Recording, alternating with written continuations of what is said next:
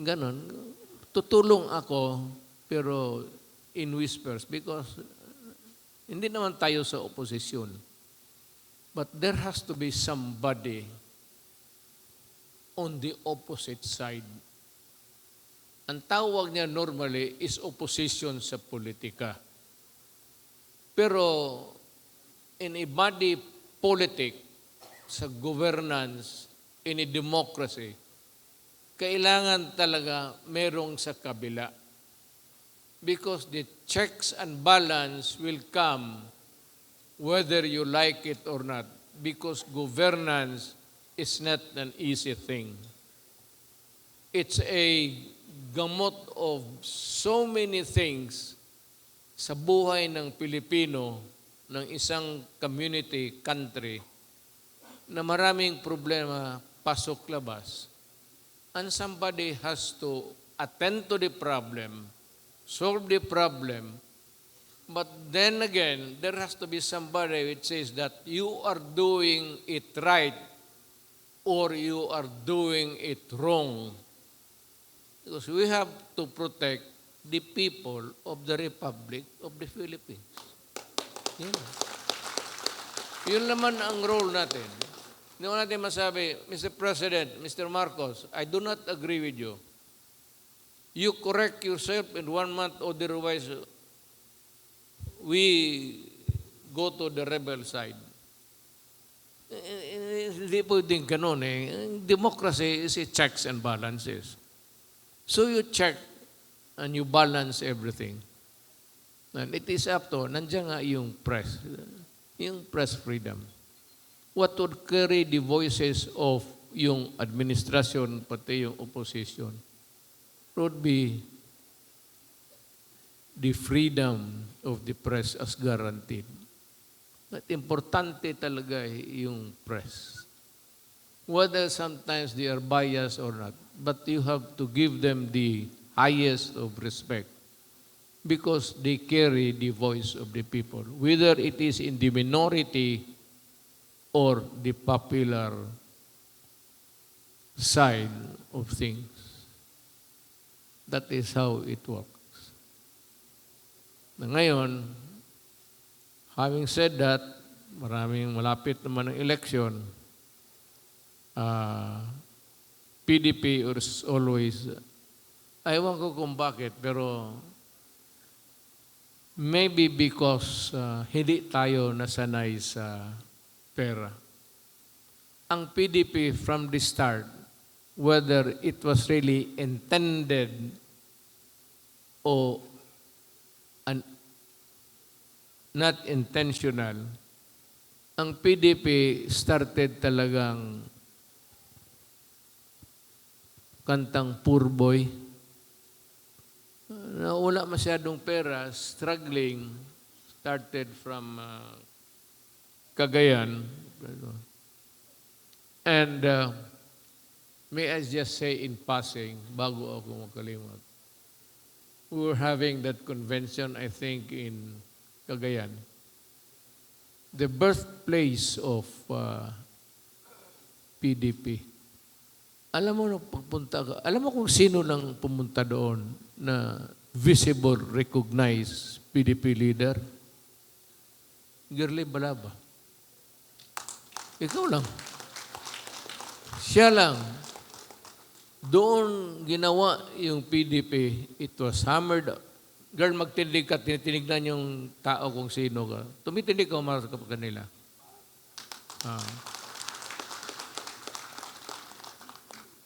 Ito si Girly. Diyan nasira ang buhay ko.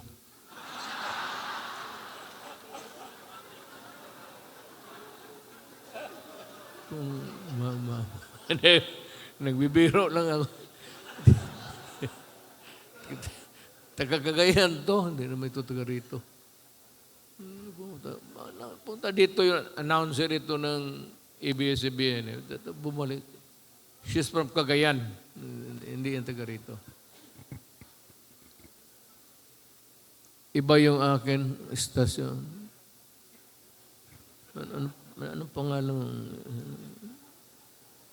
RPN yung akin, hindi ABS-CBN. Ang uyab ko taga RPN. So yan, nandito na yung mag-i-eleksyon na. Nandiyan na sa kanto. Ang PDP walang pera. Nag-umpisa ang PDP walang pera. Hanggang ngayon, wala tayong backer. Walang pera. Kaya,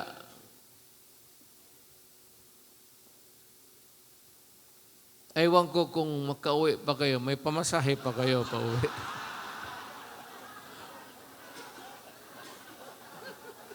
I do not even know if we can go home. Baka yung iba maglakad pa. And if you're planning to walk home, if it's just a few kilometers, sabihin na lang nyo at we will provide the transportation. Kung kayo naman malayo at wala talagang pera, join the party of the president. Sigurado yan. Ang ibig kong sabihin, what really I'm trying to drive at is, ang PDP talaga was founded by men run only prinsipyo. Hanggang ngayon,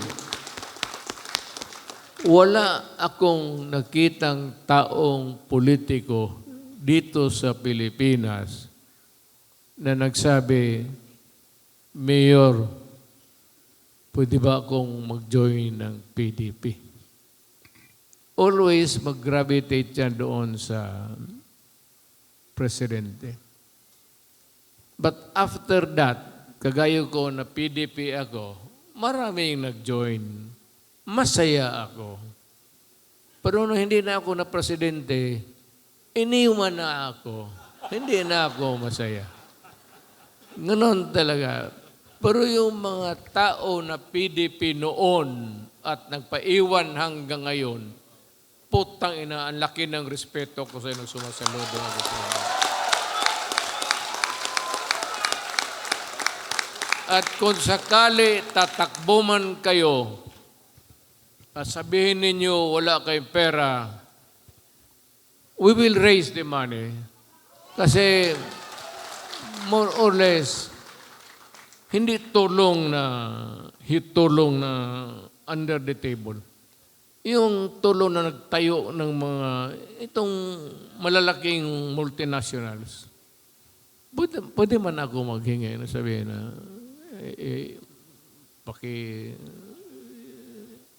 sponsor lang ng isang merienda ng kandidato. O kung meron kang malaking budget dyan, maski 50 million, okay na yan. Alam mo, mag-74 na ako. Kaya ang tanong ko, saan nga ako? Where was I? Mag-74 na ako. Anong pinag-usapan natin? Ito si Ivy.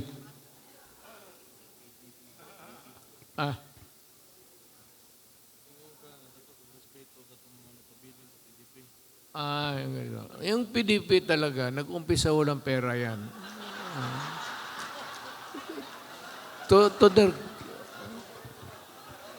Diretsuhin ko na lang. Huwag na ako mag-segue. Ang PDP nag-umpisa walang pera. Hanggang ngayon walang pera. Walang expectation. Really, nung presidente ako, nagkaroon tayo ng konti. But those were really money na talagang givable. Hindi sabihin mo na naggastos tayo ng pera ng gobyerno para pamigay. But anyway, palapit ang elections. We will field candidates and we will support the PDP candidates.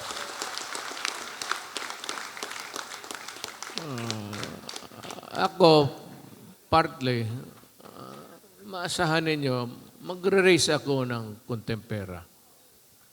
Kung sino yung mayaman dyan sa inyo, ituro lang ninyo. Hindi totoo, yung may mga negosyo na pwedeng may ano, mo, Mayor, ito si, it could be, do not be offended kayo mga incheck kasi ang lolo ko Chinese. So itong incheck na ito, maraming ano ito. Ituro mo lang kasi. Ako nang bahala kasi yung lahat ng naging anak ko, lahat ng mga hold-upper, kinulong ko ng isang lugar. Ako na ang bahala sa inyo. We will go on a shoestring budget. Hindi tayo maghingi sa mga, I do not want to ask itong mga milyonaryo. But with the little influence that I was able to cultivate when I was president, pwede tayo maka-raise. Basta konti lang. If yung kalaban mo will raise about 20,000, then if we can have about 2, 3, okay na yan. Basta sa malinis na paraan. At saka wala tayong utang na loob.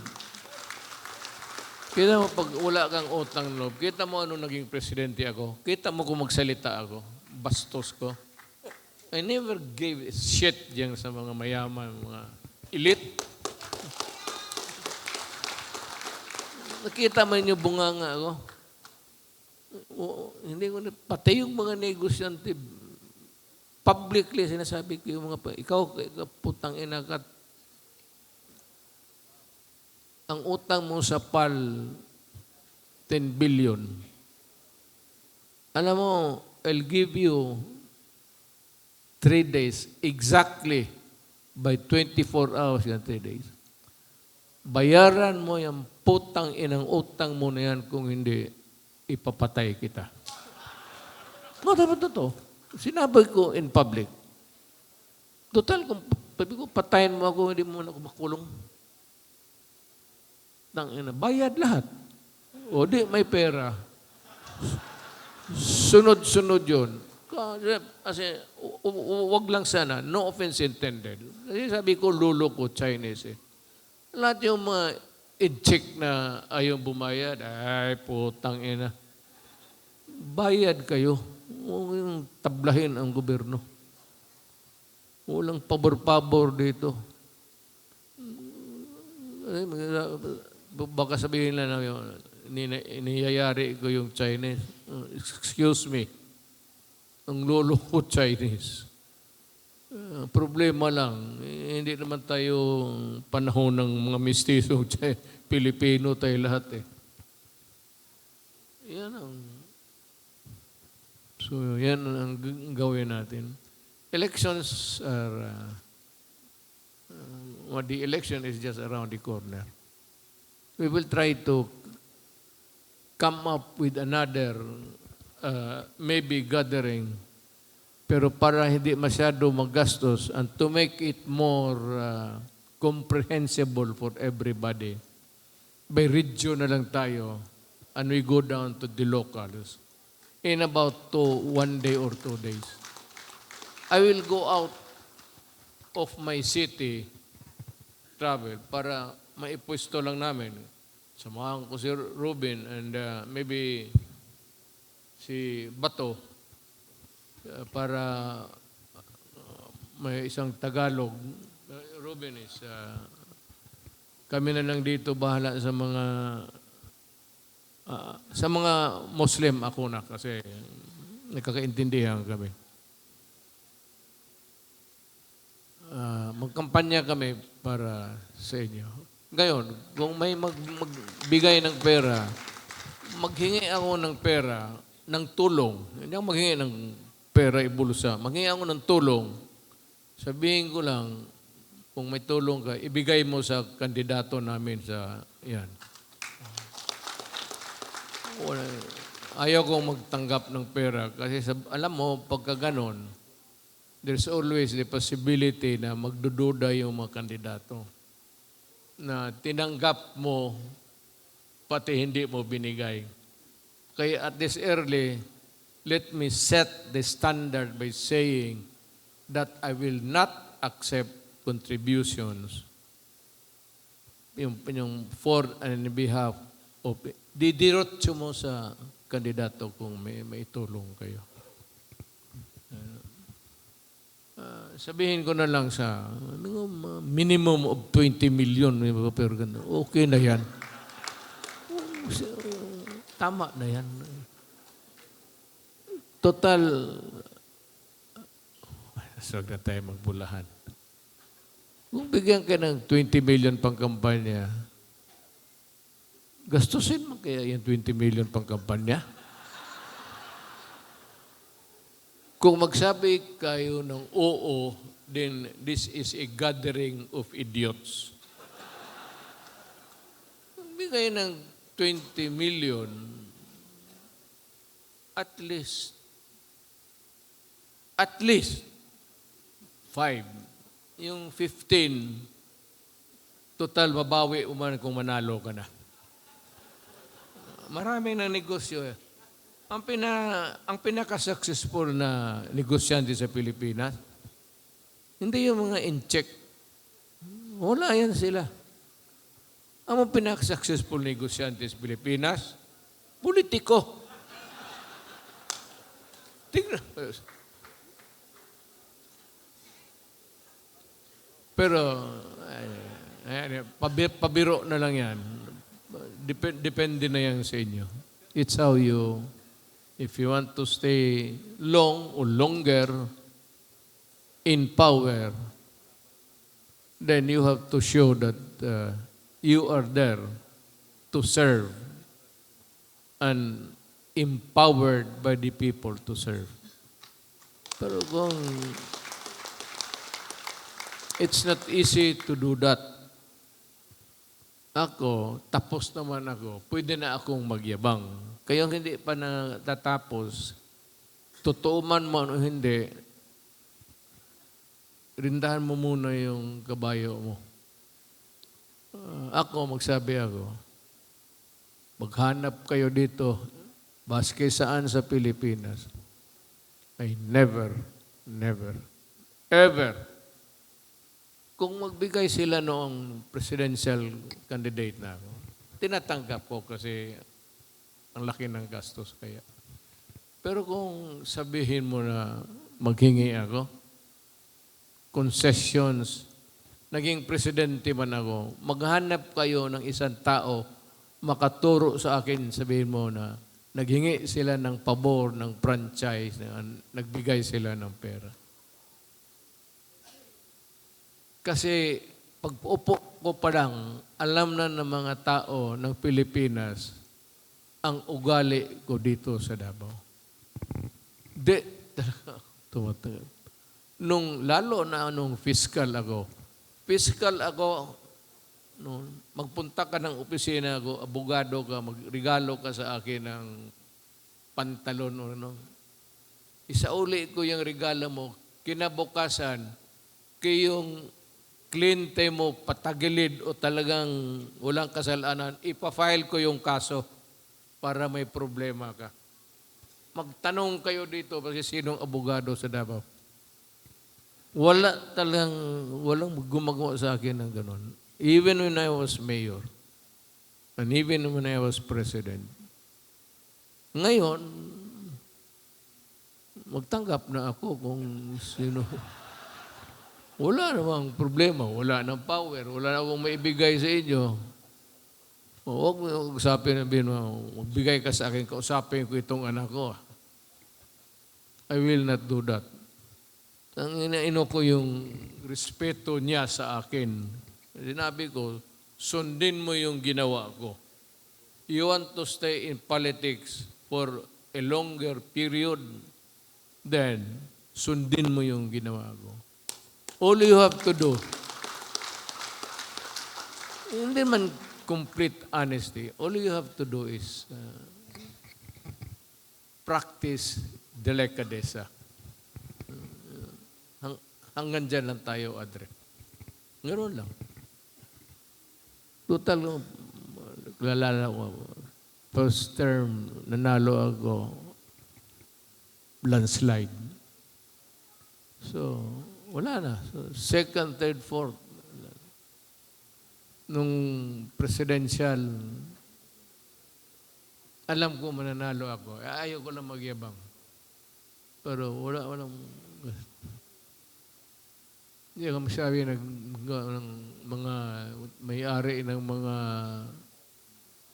big business na. Kaya nung presidente ako, ingat rin sila. Talagang tipto sila kasi wag lang kayo magkamali. Hindi ko naman kayo hanapan ng I will not begrudge you for not liking me. And I will, mas lalo na kung sabihin mo lang binigay na pera, I will. Because I know also at that time na mananalo talaga ako.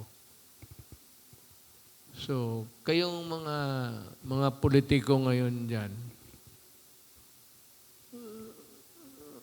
pag may maglapit sa iyo magbigay, sabihin mo, putang ina ka. Huwag mong ibigay yan sa harap ng tao.